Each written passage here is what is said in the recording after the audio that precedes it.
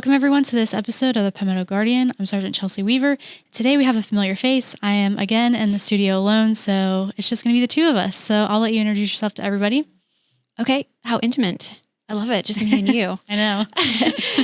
For those of you who don't know me, my name is Lisa Mustard, and I am a licensed marriage and family therapist, and I work here at the Guard with soldiers and also with Air Guard families, dealing with all kinds of issues and support them as they just go about their day and life on life's terms, I guess. One way of saying it. Yeah. Well, I mean, if you've been watching or listening to our podcast, Lisa's been on a lot, so you should know who she is. But if not, we're glad to have you back and talk about a very important topic. Yes, very important topic. Yes.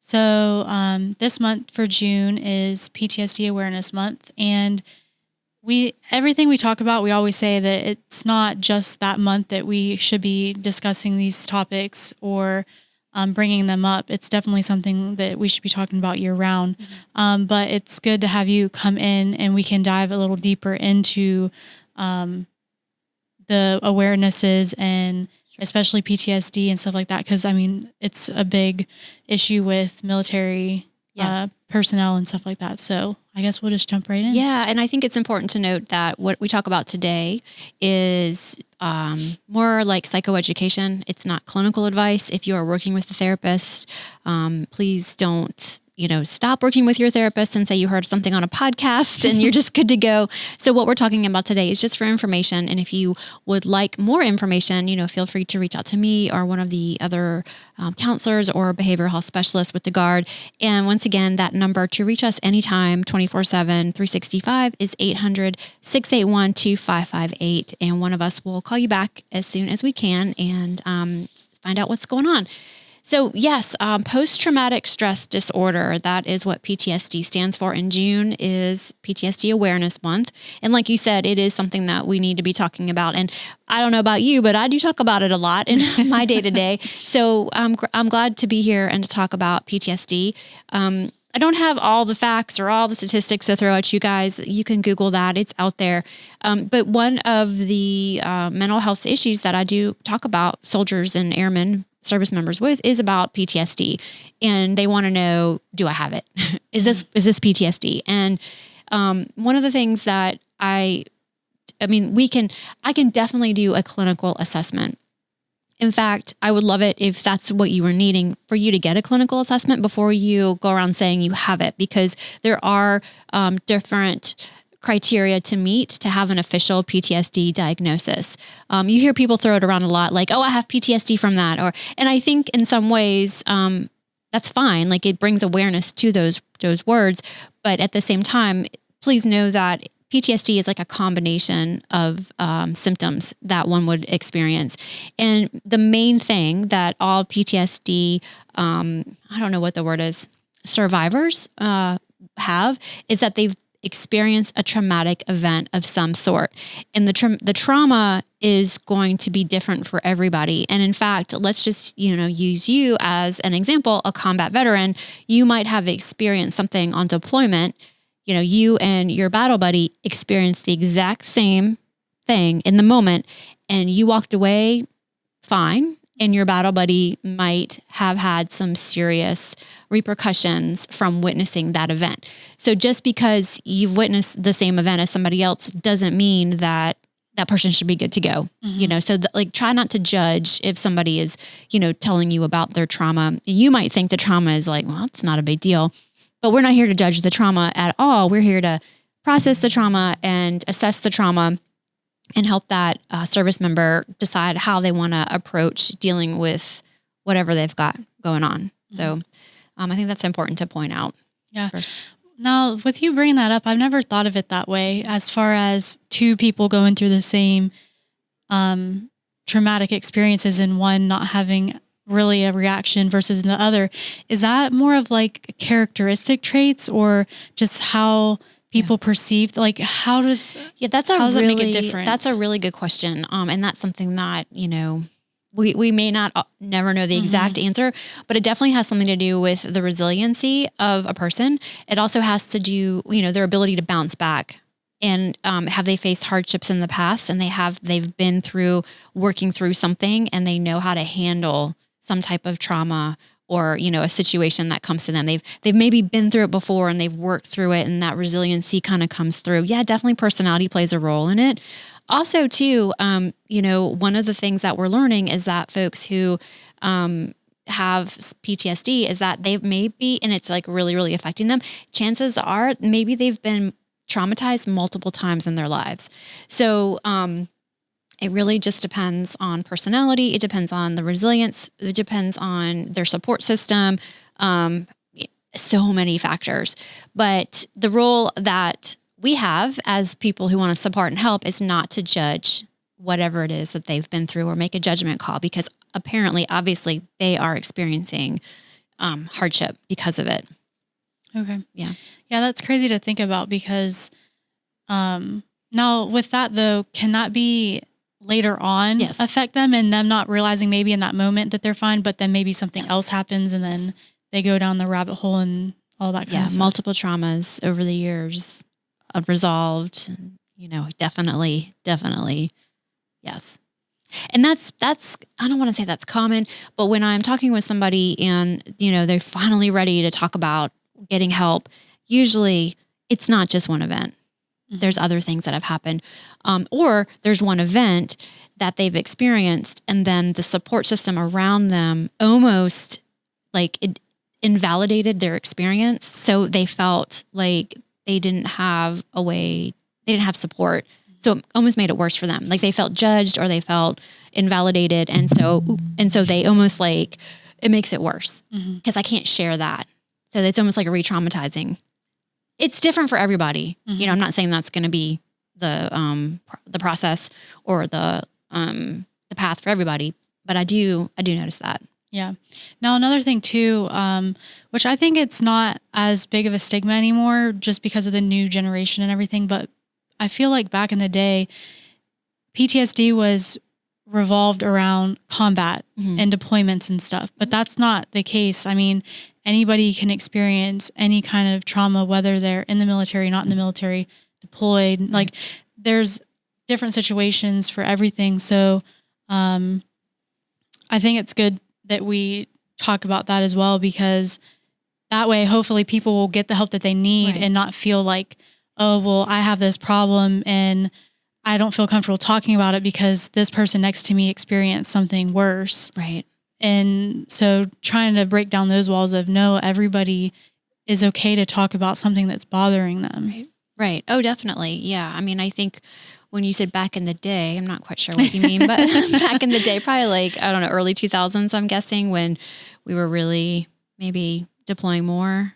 Yeah. Well, and I think older generations too, because, I mean, like my grandparents' generation and stuff, they didn't get the help they needed because there wasn't the resources that there are now. And so, and now that it is a well-known thing, I think that people, link it to the military, but it's not always the military. No. And in fact, I can't remember, y'all, like, I hate to tell you something. I can't remember there was a study done, a while back, and they were assuming that anybody who went into combat would have PTSD, and that's not the case. It's more, and I think what they found was so folks that did develop PTSD actually had a trauma prior to that. So it definitely happens where, you go to combat, you have an experience and you do get PTSD.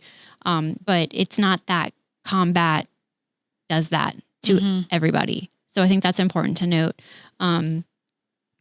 And yeah, I mean, I remember my grandfather, World War II veteran, he never talked about it. He never talked about it.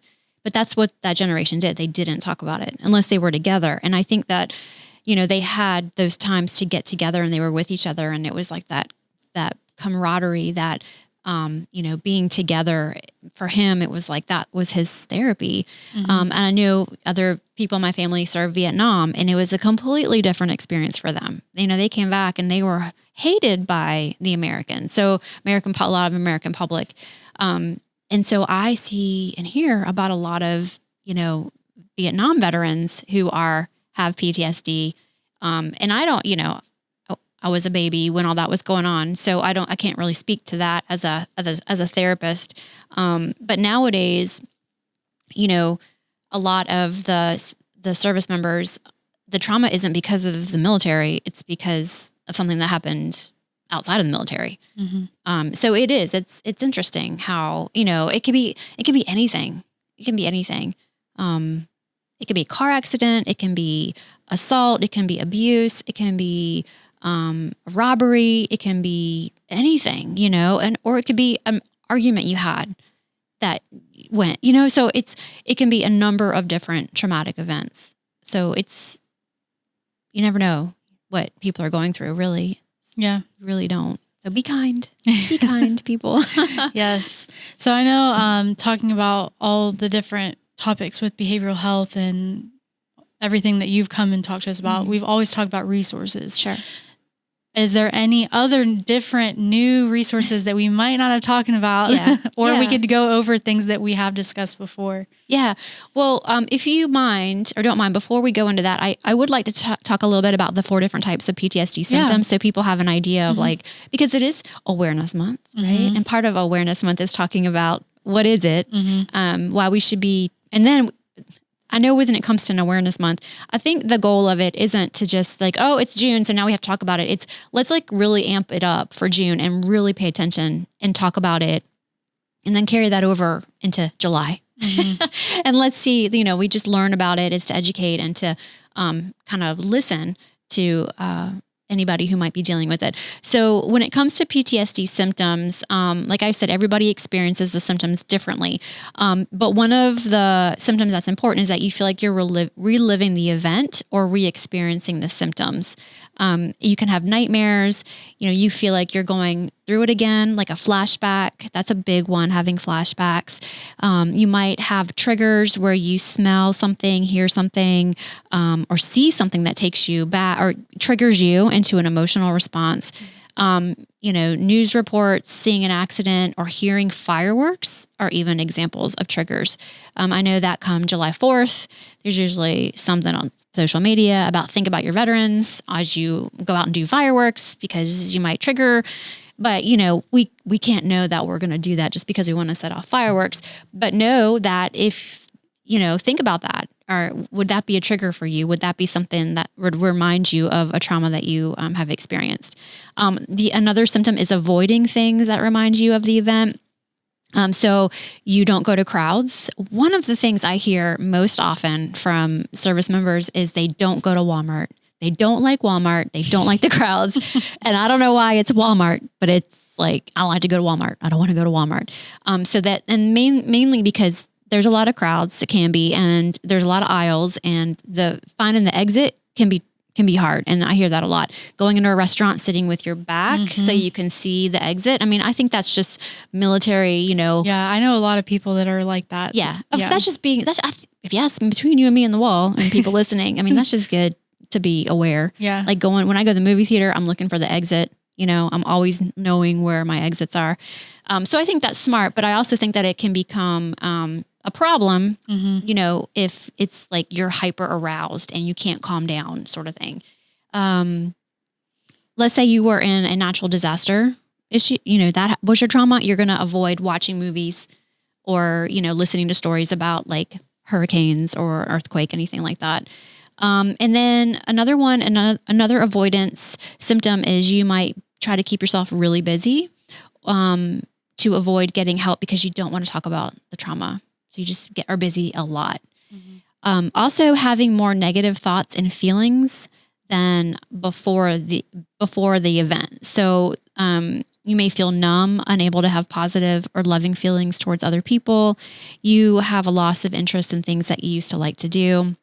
You may forget parts of the trauma and not be able to talk about them. Like you might say, I just can't remember it. I can't remember what happened after that. You think the world is completely dangerous and no one can be trusted. And you feel guilt or shame about the event and wishing you had done more to keep it from happening. That's a really, really big cluster of symptoms. And when I talk to soldiers, I'm really going to be looking for, I say soldiers, service members, I'm really looking for that because that can be really difficult. And if you have more negative thoughts than you would like, that can be worrisome, Also feeling on edge or keyed up, hyperarousal, like feeling jittery, always on the lookout for danger. You're angry and irritable. You might have a hard time sleeping, hard time concentrating. You're startled by loud noises or surprise. And you might find yourself increasing, unhealthy habits like abusing drugs or alcohol or driving really fast and aggressively. So those are things that when someone comes to me and they want to know if they have PTSD, I'm assessing for those things. And I'm not just checking a box. I'm really doing what I would call a clinical interview, like how severe are these symptoms? How often do you have these symptoms? How long have you had these symptoms? What have you tried to do to help relieve the symptoms? I mean, really kind of getting into an assessment, because a lot of times people think that they have a little bit of anxiety because of an event, so they have PTSD. And that's anxiety. That's not PTSD. Yeah, There's a difference. I'm glad you brought that up, because I have heard people talking about, well, if you have anxiety, then you probably have PTSD. Like, how do you differentiate between the two? Like, what's the difference between just having anxiety and versus having like actual PTSD? Well, anxiety is a symptom. Is a symptom usually of PTSD. So you have to meet the other criteria that I just listed in certain categories to have the full-on PTSD diagnosis, like the nightmares, the flashbacks, the triggers, negative thoughts. Anxiety is more, you can have sleeping issues. You can have a loss of interest in things you used to like to do, but usually there's not like a trauma that's going to give you the diagnosis of anxiety. So there's a difference. You got to have a trauma to have PTSD, like a trauma. I'm not going to tell you your trauma isn't enough to have that diagnosis, but then you also have to meet these other criteria to have the PTSD full-on diagnosis. And so a lot of people think they might have it, but a lot of times they just have some, generalized anxiety. Okay. So besides that, is there anything else about the different types of PTSD that you wanted to talk about? I think it's, I don't know. I guess one of the things I see a lot around here is, and I say it with a smile because I've been here a while now, is I see some service members that are leaving the Guard, they're retiring out, and they have unresolved PTSD. And my hope and my wish for them as they leave is that they get the help that they need. So that's really my wish for them, because it can be a later onset, and it could be something like maybe you did experience something in deployment, and then as you're getting older, something else happens, and then you are dealing with PTSD. So, being aware of these symptoms is really important. Your sleep, your habits, your thoughts about yourself, your support, all that is really, really important. But I know you wanted to talk about resources. Yeah, I do have another question though. Sure. So, can you, I don't want to say be cured, but can you get rid of, or can you work through your PTSD and not have it anymore? Yes. Okay. Totally. I mean, totally can. Like any mental health issue is totally, you can. There's lots of different treatments out there that work, and not everybody's going to respond to the treatments the same way. So if you haven't found a treatment that works, keep looking, because there's lots of new things coming out. And I'm smiling because there's actually, I know I shared this on other podcasts, but there's actually cutting edge research with psychedelics and PTSD going on. And the closest clinical trial for us is down at MUSC in Charleston. And it's fascinating using this clinical trial to, it's like, I can't recall off the top of my head, it's like 60 to 80% remission of PTSD symptoms when they go through this treatment. It's really cool. It's going to change. It's going to change the way that we treat mental health moving forward. I'm convinced. But there's talk therapy, there's exposure therapy, there's EMDR, which is eye movement desensitization and reprocessing, which helps your brain work through trauma memories. And that works really well for many, many people. And then of course you can take medication. And then if you guys are interested in learning more about the PTSD, psychedelic clinical trials, you can just Google that, and they're looking for, people to come and be a part of the treatment, because it's gonna eventually be the thing.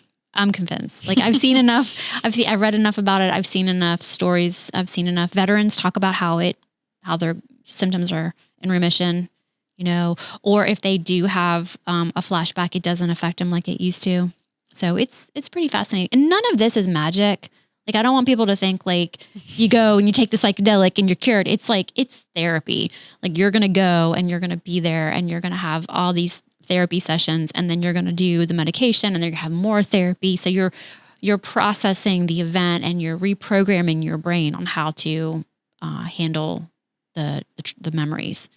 Same thing with EMDR. I remember years ago, they were calling it this like voodoo mind trick, and it's not. It's therapy with this eye movement, thing that goes with it, and it just helps your brain kind of like rebalance itself. And it's great. There's so many therapists in South Carolina that are licensed in it or certified in it, and so if somebody wants to try EMDR, it's usually approved by your health insurance, TRICARE, all that. So can point you in the right direction if that's something you want to try. We don't do that here at the Guard as behavioral health specialists. We would like refer you to somebody that could do it with you or for you. Okay. Yeah. It's crazy how your brain works. Like, truly. It's mind blowing, because it's not just behavioral health. It's like everything that you deal with in life, like how it shapes you into who you are, and then going through experiences and figuring out how to come out on the other side, knowing how to deal with situations that are a lot more difficult than you might want or stuff like that. But yeah, and that's life. Life is just going through your day and having experiences, and doing this for so many years. My hope is that everybody has a good support network, and everybody has mentors, and everybody has a way to unwind and deal with stress, and have those coping skills for life, because I think that's really what's needed to start with. Yeah. So outside of that, is there anything else that you wanted to talk about, or other resources maybe? Well, I love the free stuff. So if you are a combat veteran, if you're a veteran, you can go to the VA, and they have all kinds of programs around PTSD. You can go to the vet center if you're a combat veteran. If you've been diagnosed with PTSD and you're working with a therapist and things are moving along and you're looking for like other things you can add in, don't forget the Big Red Barn has like some holistic classes, yoga, art therapy, equine therapy, just some other things to bolster, what you're doing. And then of course, like healthy activities are so important. Also take yourself off of social media. Just, I say take yourself, not so much take yourself off, but set a time limit for scrolling, because I am convinced that it does not help our mental health. It doesn't help our self-confidence. It doesn't help our self-esteem. It doesn't help our depression, anxiety, and it can make it worse. And maybe that's a whole other topic we can talk about on another episode, because I'm kind of fascinated by that whole dopamine, what's going on with our dopamine and why we seek out pain and pleasure. Yeah. So maybe we'll talk about that next. Yeah, definitely. I don't think we've ever talked about that. Yeah. All right. Besides that, is there anything else before we close out that you would like to add maybe? Yeah, it just, if you have questions about this, so you want to learn more, or maybe you want to get yourself assessed for PTSD, you can always reach out to the behavioral health specialist in your region that covers your area. If you don't know who that is, you can always call the 800 number, 800-681-2558. You can ask your readiness NCO. Some people don't want to ask their readiness NCO who the behavioral health specialist is, because then they go, oh, you got to behave. So I get that. Like, I know. But we are confidential, and we we will help as best to our ability and get you the resource and support that you need. So I think that's probably it. I can't think of anything else. So I guess happy PTSD Awareness Month to you. Yeah, so I'm really glad that you were able to come in and talk to us about this.